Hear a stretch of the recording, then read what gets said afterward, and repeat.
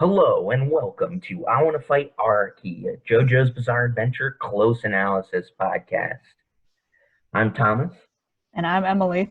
and we took a little week break there. I went to on vacation to a beach, got really bad sunburn, but now we're back for more JoJo. I did nothing. I I did nothing. just hung out, worked at the grocery store, you know. Hanging out. So I'm with all that obsessed with said, That 70s Show theme song. I don't know why. never watched that '70s show.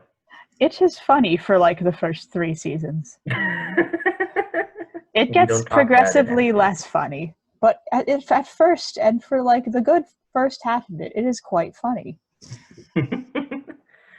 All right, so with all that said, let's just jump into the summary. As the group heads to their next destination, and they decide to stop for some local kebabs.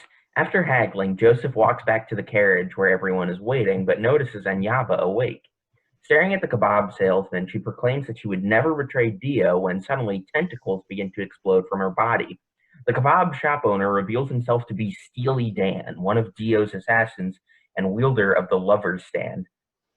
Steely Dan reveals that Dio would never trust an old woman like Anyaba, and Steely Dan was able to discreetly plant a flesh bud using his stand. Polnareff attempts to save Anyaba, but her damage is too severe. As she bleeds out, Joseph asks Anyaba to reveal the secret of Dio's stand, but she refuses, saying that she is still loyal to the mad vampire. Steely Dan mocks Anyaba's death as the Crusaders face Dan down. Steely Dan says that there is no way for him to be hit before Star Platinum socks Dan in the gut, causing him and mysteriously Joseph to go flying. Dan explains the power of his stand, that it is a small creature that dove into Joseph's brain when he knelt over Anyaba. Whatever damage is dealt to Dan will be multiplied and dealt to Joseph. Jotaro attempts to punch Dan again, but Kakyoin stops him and asks Jotaro to keep Dan busy while he, Joseph, and Polnareff try to find a solution. Dan says it's pointless as his stand has a massive range, and Dan begins taunting Jotaro, stealing his wallet and watch. Kakyoin, Polnareff, and Joseph eventually find a TV shop, and Joseph uses Hermit Purple to track the lovers inside of him. Kakyoin thinks up a solution. Because stands are just projections of energy, they could, theoretically, be shrunken down. Hierophant Green and Silver Chariot do just that, shrinking down to confront the lovers. Meanwhile, Steely Dan continues to mock Jotaro by forcing him to act as a bridge for the maniacal stand user. Jotaro is continually mocked and tortured, but while doing so, writes down everything Steely Dan does to him for payback. While inside Joseph's head, Hierophant Green and Silver Chariot attack the lovers, but find that it is multiplying by creating copies out of Joseph's softened brain cells. The more they attack, the more it multiplies, and eventually the two stands are surrounded. Jotaro and Dan, meanwhile, enter a jewelry store, and Dan orders Jotaro to steal a piece. As soon as he does so, Dan calls the guards, and Jotaro is beaten while Dan makes off with more jewelry. Jotaro says that Dan now has reached a double-sized punishment and says it's finally time to attack. Dan thinks he is still protected by the lovers, but Jotaro reasons that Kakyoin has come up with a solution, that being the laying of Hierophant Green's wires. Kakyoin uses the wires to sense the true lovers and attacks it along with Silver Chariot. The lovers escapes Joseph and heads for Jotaro and Dan as Dan swears to get revenge by implanting the lovers in Jotaro. Jotaro suspects the plan and uses Star Platinum to catch the lovers before it can attack Jotaro. Dan pledges fealty once again, and feeling pity, Jotaro lets him go. Dan then sends the lovers into a little girl. With her held hostage, he prepares to attack Jotaro when he suddenly stops moving. Jotaro reveals that Kakyoin had secretly wrapped Hierophant Green's wire around the lovers and has binded it, preventing Dan from moving. Jotaro summons Star Platinum and unleashes a devastating series of attacks on Dan, sending him through a brick wall and handing him a receipt for all of his torture against Jotaro before walking off to meet up with the rest of the crew. The Crusaders decide that because of the political instability in Iran and Iraq, they need to take a detour. Joseph ends up purchasing a luxurious car in Abu Dhabi and says that in order to keep pace, they need to cross the desert to their next destination and not take the roads. Meeting up with a camel salesman, Joseph trades the car for 4 camels and water, and the group makes their way across the desert. Everyone senses that they are being watched, and Joseph checks his watch only to discover that it is 8 o'clock at night despite the sun still being in the sky.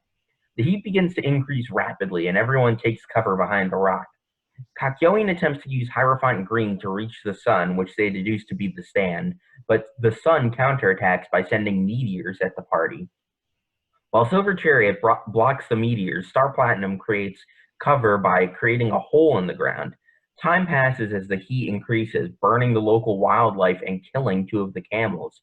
Eventually, Kakyoin, Polnareff, and Jotaro begin laughing, and Joseph believes they've gone insane from the heat, when in actuality, Kakyoin points out that there is a rock that is an exact mirror of another right down to its shadow. Star Platinum throws a rock at the reflection and ends up hitting the stand user, turning off the power of the sun. The Crusaders loot the user's hideout and head off, leaving Joseph perplexed at the easiness they had with the stand. End of episodes. I love how short the sun summary was. Yeah, I was like, wow, not a lot happened. Not a lot happened. It was just they didn't even fight. They were just like, oh no, it's really hot out. Like, this is not very good. And then they're like, wait a minute, look at that rock over there. And then Jotaro just yeets a rock at it. The sun episode is like weirdly educational as well. Like, yeah, there's an extended part where they talk about like the origins of Abu Dhabi. There's like a part where Joseph talks about like camel riding and stuff like that. He's like, yes, I've seen the movies. I know how to ride a camel. Yeah, I don't know how much serious stuff we're going to be able to talk about. One tiny little thing about that episode is that, like, a human would pass out in the heat long before a camel would. Let's be honest here. Probably. I mean, maybe this is just like dumb headcanon, but like I sort of reason that like the way that Joseph is sort of like not as affected by it is that you know, he's practiced in Hamon, and like Hamon is very similar to like sunlight in terms of like its energy or whatever. So like maybe he's like naturally more resistant to like sun than other people are. He's generally naturally more resistant to a lot of things than other people are because of that. So yeah, I guess that would make sense. I don't know. That probably wasn't thought of, but that's just like my headcanon. What is Haman? Who knows? It's just magic sunlight punches. Anyway, they can do things sometimes. Should we go into the tarot breakdown? You know, perhaps we should. That seems like a good idea. I'm not gonna lie. Okay, so we'll just start in order here. So the lovers represent love, unions, partnerships, relationships, choices, romance, balance, and unity. That's in the upright position. And in reverse, it represents disharmony, imbalance, conflict, detachment, bad choices, and indecision. Bad choices, for sure. That's the only thing that I can really think that fits our boy Steely Dan. Bad choices. He made a lot of bad choices, I'll tell you that. It's true. He's not really like a lover. He doesn't love anyone. He just hates everyone. He sucks. He's just mad. It's kind of weird that like they chose the lovers for his stand. I think it's because like what the stand does and less of what the tarot actually means, because it's like, I guess it like connects two people. Oh, I never thought about it that way. But and if one of them gets hurt, the other one gets hurt too. It's just the connection between two people. And honestly, that's like really the only like at least obvious connection I see between the two. I mean, the only one I could really bad decisions. The only one I could really think of is like imbalance is like, you know, the way the lovers works is like whatever damage Steely Dan takes, like it's multiplied towards Joseph. Yes, that makes sense as well. That's like a more literal, you know, version of imbalance. All of this is just really literal compared to the rest of them. Yeah, it's weird. Because Araki was just like, how about I make literally the least likable person on the planet?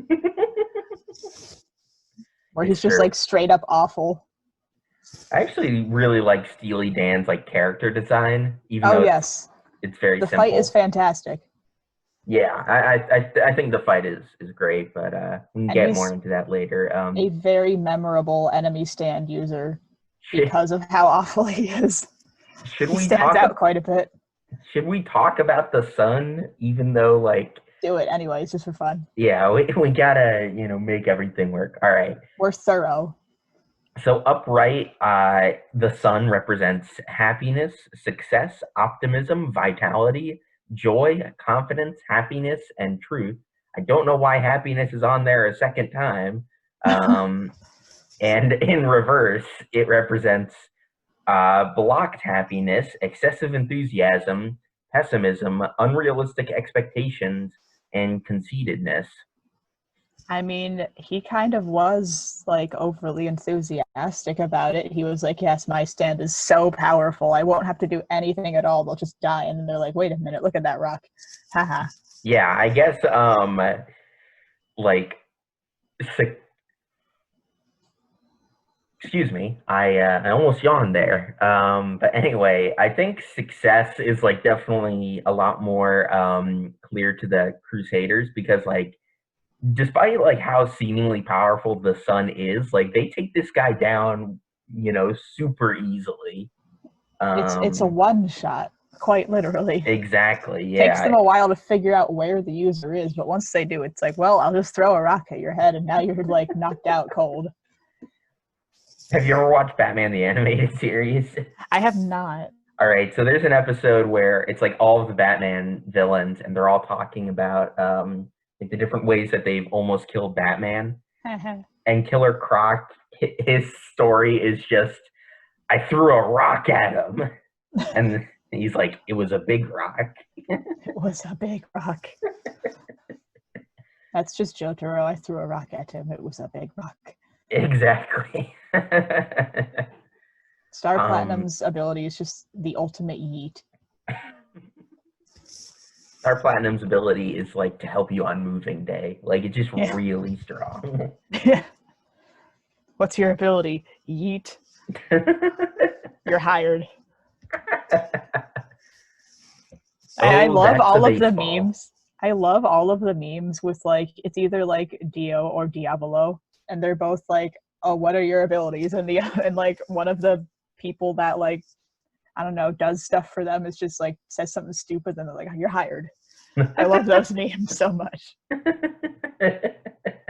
My favorite one was Dio. He was like, "What are your abilities?" And Mariah's just like, "I make straight guys gay." And then Dio's like, "Lol, me too. You're hired." That's probably my favorite one as well. It's very high quality. Yeah. So, should we talk about the lovers episodes? Perhaps we should. I have a hot couple of intelligent things to say about that. Yeah, go for it. Okay. I love picking a place to start because it's never something that I can do. I'm just gonna go with the first one on the list, just Jotaro. Yeah. Because Jotaro. His interactions with Steely Dan, I can't get over that. Or Dan of Steel, which I hate. Yeah. I hate it so much. His interactions with him are quite gold, I must be honest, in two ways. One, they're incredibly badass. Well, three ways, I lied. They're very badass, they're very funny sometimes, and they're also like, yes, subtle character things happening here. Let's see. I need to consult my notes. Yeah, I think take a shot, guys. Take a shot, guys. I think like Jotaro is definitely the highlight of these episodes. I mean, like Jotaro's like cool most of the time, but I feel like these are the episodes where he's super badass. Like he just like he's biding his time. He knows they're gonna find a solution for the whole lovers problem. And I mean when Star Platinum does like the whole aura at the end, I mean it is so satisfying, I think. It lasts like 20 seconds. Yeah. Brilliant. It's crazy. And then we have, especially in the beginning, how, like, despite knowing how the lovers works, Jotaro's like, yes, I want to kill this guy anyways, because he's just, like, so pissed off at him for being such a shitlord. My God, I would do the same. So he's, he's ready to kill the guy in an instant, but then, our boy Cack steps in. Our boy Khaki. Khakis over here. He wears khakis. That would be very cursed. I would not want to see that.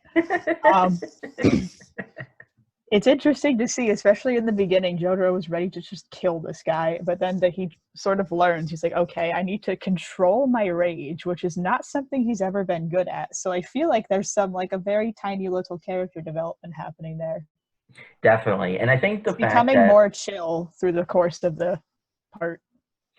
I mean, I would say, like, he's more chill, even, in regards to the fact that other stand users, he just kind of, like, doesn't, not that he doesn't acknowledge them, but, what we've seen so far is, like, he's pretty apathetic. Like, he's like, these guys need to be beat because they're trying to kill us.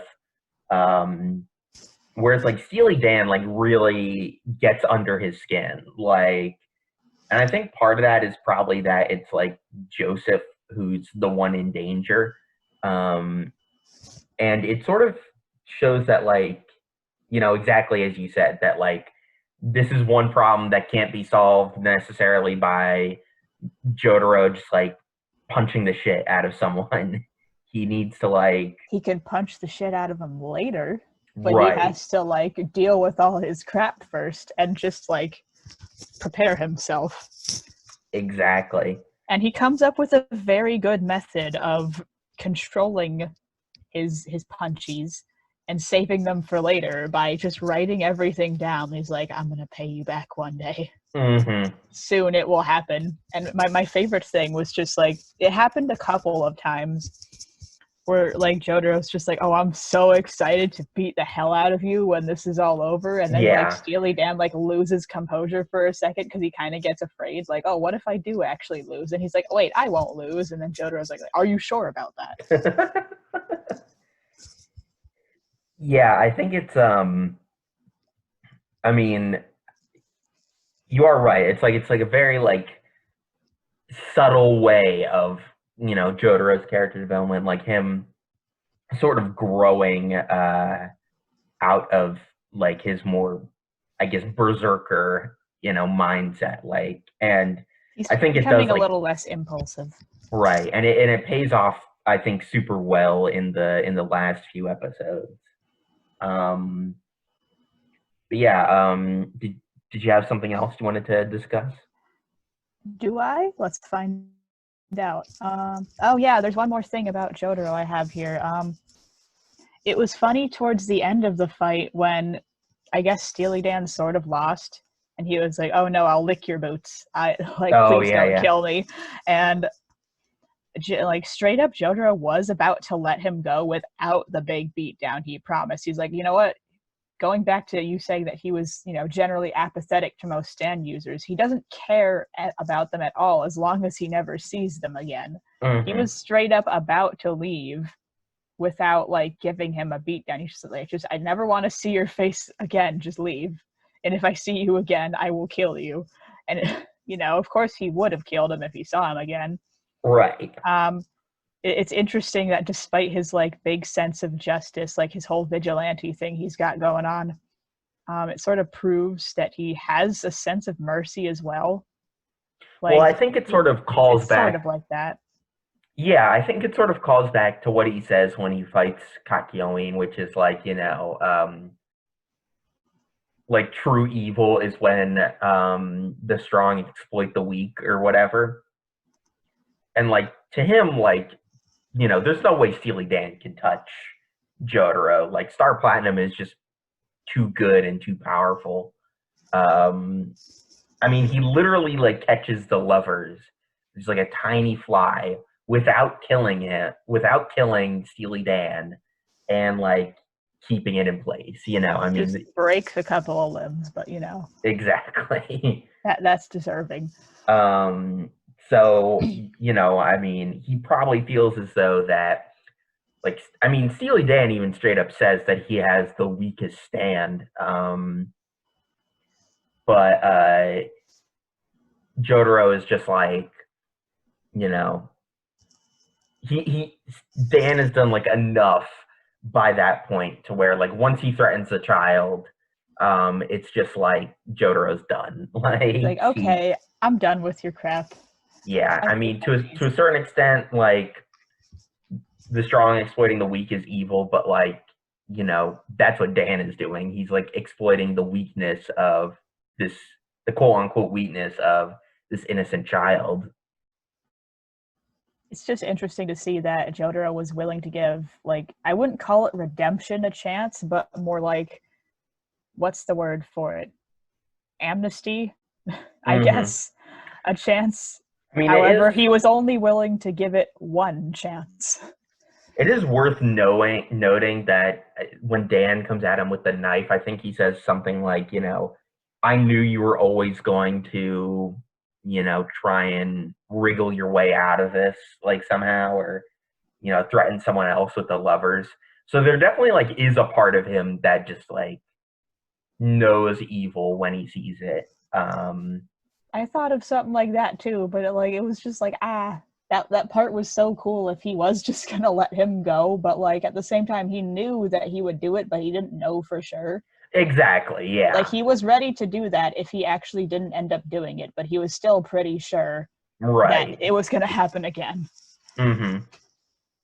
Because he's just too much of a bastard not to threaten a child.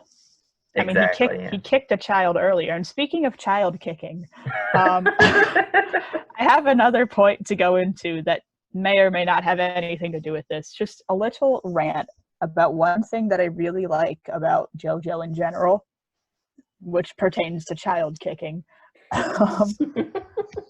One thing I love about the show and the manga that I've yet to read and that I really want to, but like, what is things? Who am I? Me trying to like get access to manga is like legally, it's just like a journey. It's just a journey. It's a thing. I want to fight Araki. It's a slow... Do they know things? What things do they know? Let's find out.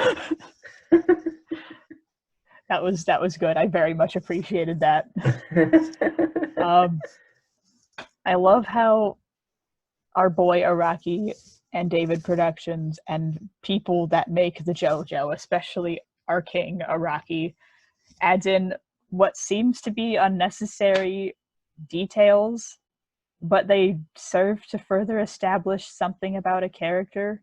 Like when Dan pays a kid to hit him in the leg to show how his stand works, but the kid hits him again, and he was like, oh, I didn't tell you to hit me again, then like punts the child. Right. Like that wasn't needed, but it kind of was needed because it just further establishes how awful this guy is. He's like, yes, I'm just gonna, you know, it shows how like 1 minute he seems fine and how much of a bastard he is. Like in the jewelry store, he was like, oh no, this guy's stealing, oh no. And he's yeah, Dan is like a bastard.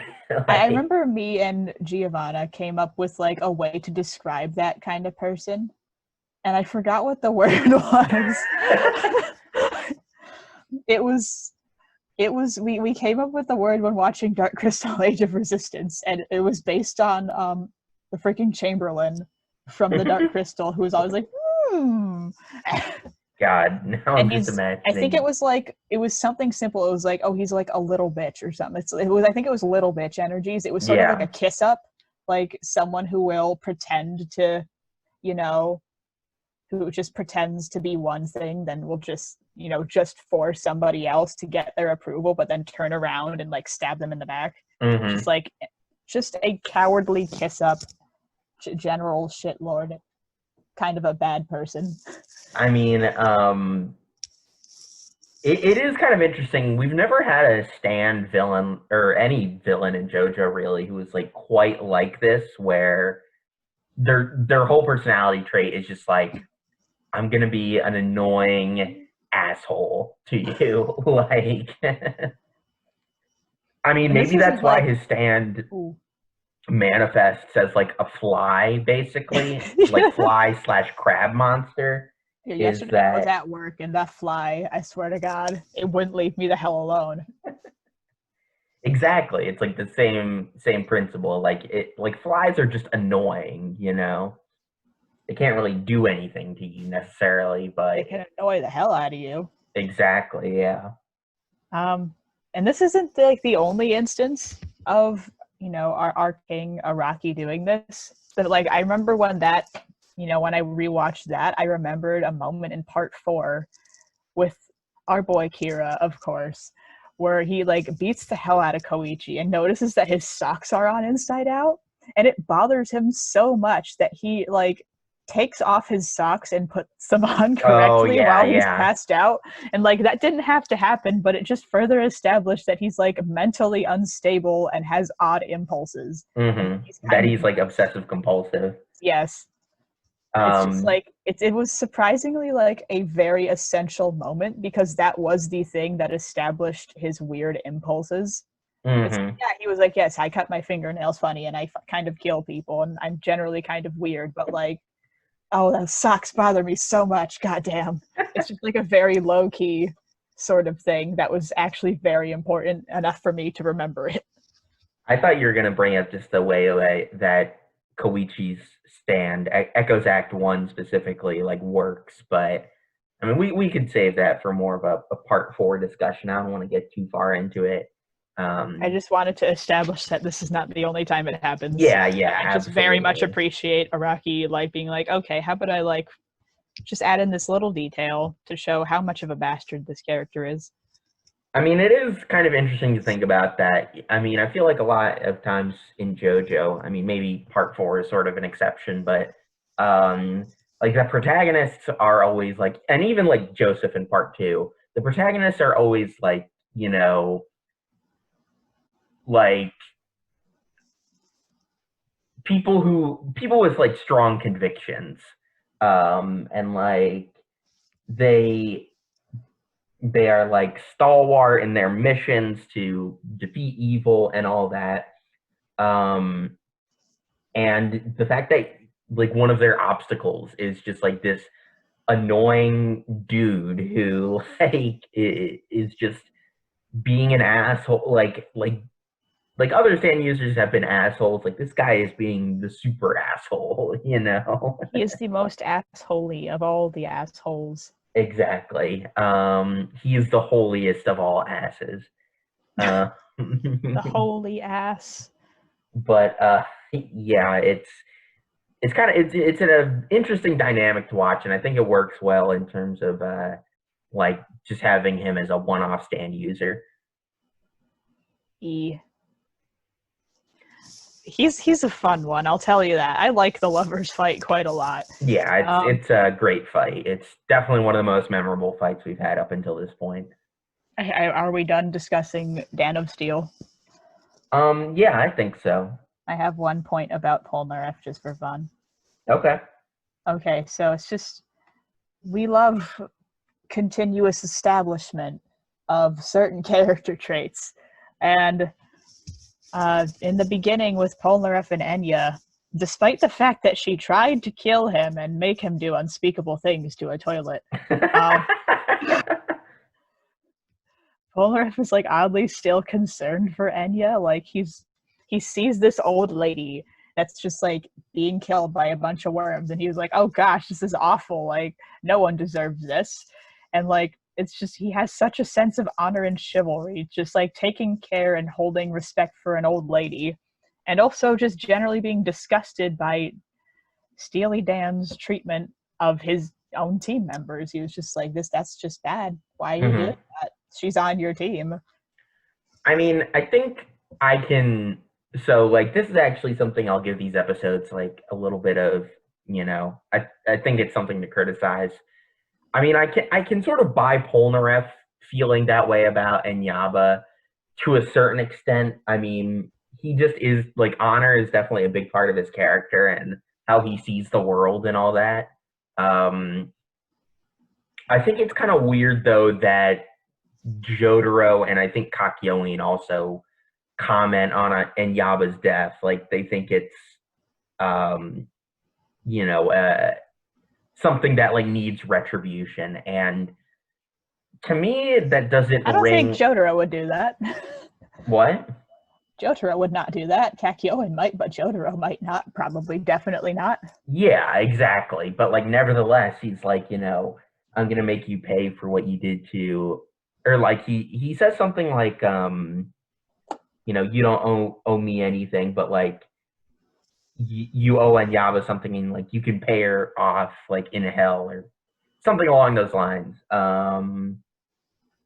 And I mean that doesn't really, ring true for me. I mean, I understand that they only have so much time to tell this story, but like if we had gotten a scene where it's just like they're camping or something before they arrive, and like maybe, I mean, I don't want to put words in like the story's mouth, but like if we had moments where they like had spent one scene together that wasn't necessarily antagonistic, I mean, I could maybe understand the Crusaders feeling like so vindicated in trying to get revenge for her, but like it just kind of, I mean, even Polnareff, who like she made him lick a toilet, and her son killed Polnareff's sister. I mean, and like she doesn't feel bad about it at all. I mean, I don't know. It's not like executed on as well as I think it could be.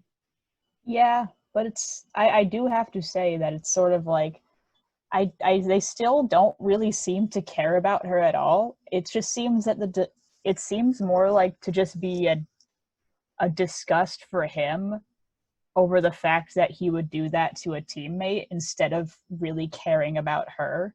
It's more like just them getting to hate him even more. Like, oh, he's just a general asshole, but he also doesn't even have a sense of like team or community. Like he's completely alone. He does not care about other people, even if they are on his side. I feel like it wasn't really, of course they didn't care about Enya. Like they didn't seem to. They did say that like one thing, but I feel like it was more just out of disgust for him. Yeah, I could see that. Yeah. I don't know. I still think it could be. It could have been better. Yes. Yeah. The word choice, it didn't seem to quite make sense in that regard.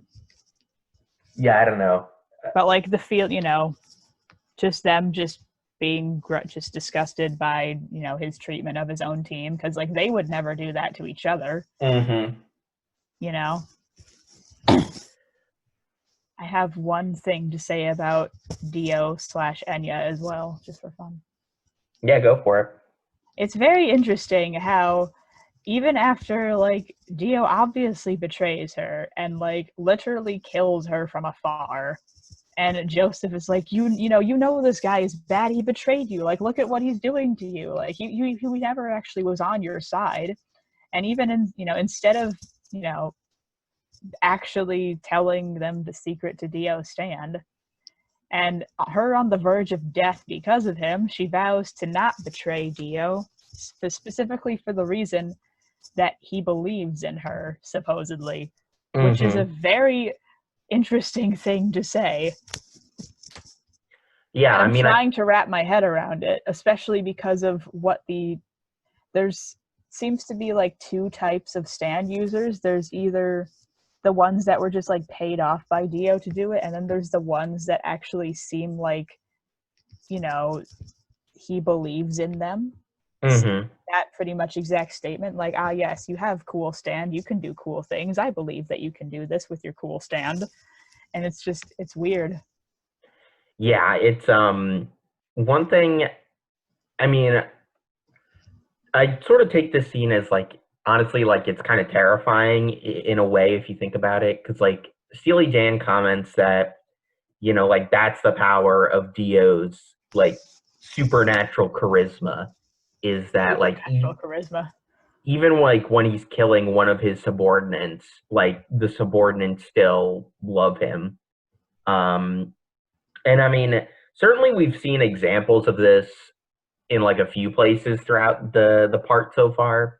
But this is the first time like we're seeing it happen to a character that we've seen like a few times and that we've sort of gotten to know. Like even though she's a villain, I think like that really just makes it hit home that Dio is just like this, I don't even know, like godlike figure in terms of how people revere him. There is one thing that I do have to be a little tiny, maybe a little bit critical about part 3, is that, yes, we are shown that Dio is terrifying through what he does, but we never actually really see him do the things. Of course, there's like a hot couple of times he appears and he's terrifying, but the end fight really doesn't, do anything for that point at all, because he just becomes a meme. But right. Like even disregarding the memes in the end fight, he's just so like deranged, and it makes you wonder how anyone could ever support this guy, because he's just so obviously crazy, and it never really gives us an instant. It's like I feel like it would be nice to have a scene where he's actually shown recruiting some of the people and like exactly how he does it. Well, of course, it's shown a little bit when he tries to do so with, Avdol and Kakyoin, but like at the same time, it just doesn't feel like enough. It's not quite believable enough, especially because of the fact that they all had to be like flesh-butted to do anything for him. Mm-hmm. And the fact that Avdol just ran away. He's like, yeah, it could, for a second he was like, wow, what is this? And then he was like, wait, I'm terrified. I'm gonna yeet. And then Polnareff and Kakyoin actually had to be, mind controlled to do that. I feel like we didn't have a very good, establishment of how he actually does that, because the 3 instances we see weren't even like, one of them didn't even get recruited and 2 of them had to get mind controlled. Mm-hmm. But it's shown that everyone else sort of, well, not even sort of, is very, some of them at least are very devoted to him for some reason, and they haven't even been mind controlled. So like, why? Yeah, I think I mean, obviously, I definitely agree with you that it is a flaw in part 3. I mean, it is something that part 6, like, sort of rectifies in that we get to see Dio from, like, one of his allies' perspective. I would like to see that. I need to consume part 6. I mean, I think part 6 is right up your alley. It would be. But, because it's 1, JoJo, and 2, I don't even know. It's just JoJo. But I mean, yeah, we definitely like. I have my own thoughts as to why Dio just goes like off the reservation in the final fight. But I mean, I definitely agree that we need to see, like, I think part 1 Dio is a much more complex character than part 3 Dio. Like part 1 Dio, his goal is like we see him from his early life, like what makes him do the things that he does. And like, even though by the end he's pretty one-dimensional, you can understand how he got there. Whereas part 3 Dio, like we start in that one-dimensional sort of way, one-dimensional sort of depiction of the character, and we don't really learn about him through his actions. We just learn about what other people think about him, which, that's not necessarily like character development for Dio. It's just, it's character development for the other people in the story. Would love to get a scene where Dio is vibing at the bottom of the ocean and discussing the meaning of life with himself. I feel like that would actually be like a good scene, though. It would kind of be important. Like, yeah, what has my man been doing down there? He's just vibing with the fishes. He's talking with them. He learned to speak fish. I loved that conversation we had yesterday about what would happen if Dario Brando was a good father, and how I said that, he would have just like grown up and graduated college to be like a lawyer like he was originally going to do, except, he wouldn't be like as awful probably, but he would still probably be pretty awful because he's like, once again, he kind of reminds me of Alex from Clockwork Orange. He's just awful, like all the time. And he'd just probably be like Jim Carrey in Liar Liar, just an awful lawyer, who just lies a lot. I want this is the Cheats last on thing. His wife. This is the last thing I'll say, but I was thinking, like the part in Liar Liar where he's like, I want that evidence, inadmissible in court. He's like, why? Because it's devastating to my case. Like, he just put Dio's head over Jim Carrey there. Straight up, like, that's one of the few Jim Carrey movies that, like, I actually really love. It's really good. So, speaking of that, should we move on to talking about silly stuff? Do I have any more? I have one more intelligent thing to say. Okay. And it's very brief. When they did like a whole tortoise and the hare thing, but it had like a very different message from like the original story saying, yeah, the tortoise won because he knew his own strengths and weaknesses, unlike the hare who was overconfident. I'm like, I guess that's another way you can take it. Because it wasn't like the original like meaning of this. Well, I guess it kind of was, but it kind of wasn't. Yeah, I mean, it was more about like, yes, perseverance is important, not natural talent, I feel like that was the message that most people took out of it. But yeah, slow and steady wins the race is usually like what accompanies the tortoise and the hare. Yeah, I mean, it's an interesting parallel if you think about it, where, I mean, clearly Dio is a person who is extremely overconfident, like, and like sort of with good reason given how his stand works, but still, extremely confident in himself. Whereas like Jotaro and really all the other members of the Stardust Crusaders, like they know exactly how their stands function. In the case of Kakyoin, Polnareff, and Avdol, they've had their stands from like an extremely young age, so they know them inside and out. So yeah, I mean it's a good framing for the rest of the story, I think. That's the last smart thing I had to say. Okay. Silly stuff. Time. There's a whole bunch of it in these episodes. Yes, I've seen the movies. I know how to ride a camel. The first one I'll just start with, which I think is just bizarrely funny, is that when the Levers episode starts and Joseph goes to the kebab shop. The art of haggling. Yeah, the narrator just like goes like, "Let me teach you how to haggle." And then it just goes on like this whole thing, and I was like, "This is the perfect way to start an episode." I think I love the payoff as well, where like Dan, who's masquerading as the kebab salesman, is like, I'll sell it to you for 1,000 yen, and like Joseph eventually gets him down to 425, I think, and then he goes, I usually sell them for 150 yen.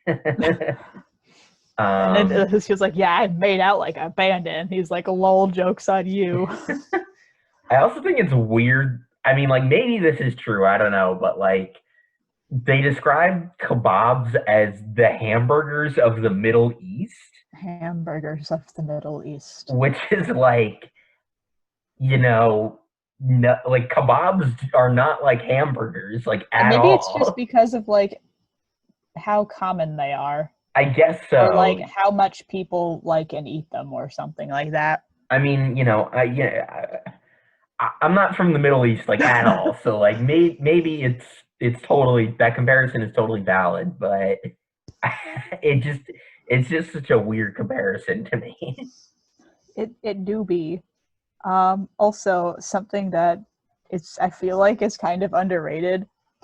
we love a good scene where a character does something stupid and you only see what happens by a shot of the other characters looking at them, like just looking at the crazy shit they're doing, and their eyes are just following them, and they just like look so deadpan. And as Joseph just like tries to ride a camel, and like you don't even see him like try to like get out of control with it. It's just a shot of the other three looking so done.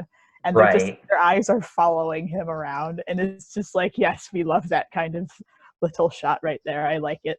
I thought you were going to bring up the part where, like, Dan asks Jotaro to scratch his back, and they're in front of, Joseph is in front of the TV shop. He starts screaming. And he's just screaming, and everyone thinks he's like a senile old man. Like, and they're like, oh, it sucks to have a relative like that. They start throwing change at him. And well, another thing that I liked is when like Polnareff gets embarrassed for him, like he gets that good old secondhand embarrassment. He like grabs his face in like a very hilarious way, and I'm like, yo, I feel that though. I would do that same thing. Just be like, oh, just like cringing. So you just move your arms around, all funny. It's like, I especially love like the end of that scene where Kakyoin just like, he goes up to the guy and he's like, are you the manager of the store? And he's like, yes, I need to buy that TV. And then it's like cuts. Like, it's pretty funny sort of editing with comedy. This is also like where there's a lot of like Joseph English, which I mean we love. Good. Oh like, shit! Oh my god! Son of a bitch! Son of a bitch! That's the best one I think in these. The episodes. Two were like right next to each other in the Sun episode. What? Oh shit and son of a bitch. Yeah. Brilliant. Just as like a quick side note, I watched this cooking YouTuber, Binging with Babish, and he did a JoJo themed episode where like he made like the stuff from Tonio's restaurant and fantastic the squid ink pasta, and like one of the outtakes he does is like him like mimicking Joseph's English, but he's like shouting it like really loud. He's like, oh my god, it's great. Brilliant. I need to see that. It's just the whole I'm guessing the whole thing was just like Italian food. Araki stands Italy though, like yeah, I think specifically like part 5 takes place in Italy because he's just a really big fan. He's just a really big fan of Italy. Like, what is the, like weeaboos are like Americans who are obsessed with Japanese culture. Like, is there a word for Japanese people obsessed with Italian culture? That's like both Araki and Miyazaki, though. They do be loving them Italians, though. I think the whole I just like the image of the guy who has the son, like his whole hideout. I think it's just funny. Like he's got like a soda there basically, and got an air conditioner. Yeah, exactly. Also, I can never get over the hysterical laughter where they all just start absolutely losing it, and Joseph's like, "Oh, they're going nuts," and they're like, "Bro, look at that rock right there. It's exactly the same as the other rock." And he's like, what? And he's like, here, I'll show you. Then yeet. Yeah. And the way that they all start laughing is just terrifying. Man, it's not necessarily funny, but I totally forgot about the part in the Sun episode where it's just like a solid like 30 seconds of like kaleidoscope bullshit. Like they just show like everyone like just swirling around in colors and just for fun. Yeah, exactly. I mean, I get the idea is like it's supposed to, mimic just how hot it is, but kaleidoscope. It's very weird. Also, whenever I heard Steely Dan, I know it's like, yes, there's a band, but for some reason I kept thinking of that SpongeBob episode. No, I'm Dirty Dan. Who you calling Pinhead? It's just like, he's not really Steely Dan. He's not made of steel. He's very dirty, though. Mm-hmm. Dirty Dan. He's Dirty Dan. Not necessarily he just gives me funny dirty vibes. Like he's just bad. it's not necessarily a funny thing, but like one of the most badass Jotaro lines I think is when he's about Steely Dan is about to stab him, and then he stops moving, and Jotaro just goes like, oh, you were trying to stab me, like, come on, like, why don't you stab me, like, here, like, let me help you, and he just like pokes him in the face with the knife with his own hand, and it's like, he doesn't damn. even like stab him hard. He just pokes him in the face. Yeah, it, like, exactly. goes through his face. But it's just like Jotaro is like, he's maybe one of my least favorite protagonists. Even though like he does get better, he gets more interesting in part 4 and part 6. He has a hot couple of moments. Yeah, but I mean, whenever like Jotaro just does something badass, it just like, or says something badass, it just feels so incredible. Like, it's satisfying. It's very satisfying. Nothing will ever beat the final battle where Dio's like, oh, like you're deciding to approach me, and he's just like, well, I can't kick your ass if I'm all the way over here. And it's like, it's so good.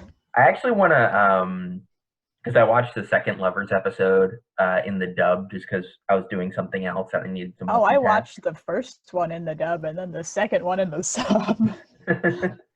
But yeah, I think Matthew Mercer as Jotaro is a really excellent choice. I think he nails it perfectly.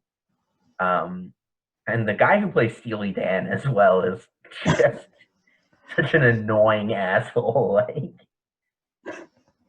I think the dub is pretty strong for a lot of the characters. Yes, in comparison to many other anime dubs, it is quite solid.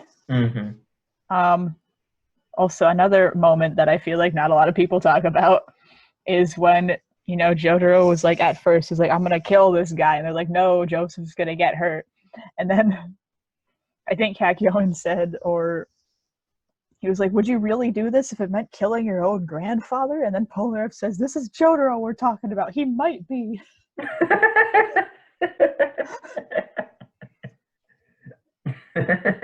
It's true. It is. It made me laugh. Oh, man. All right. Do we have anything else to add? I do not think so. All right. So if you want to see all the silly, semi-serious stuff that I talk about online, you can follow me at Thomas M. Brickman on Twitter. I also do another podcast with my buddy Kevin where we discuss video game news and reviews. We're still on hiatus and probably will be for a few more weeks.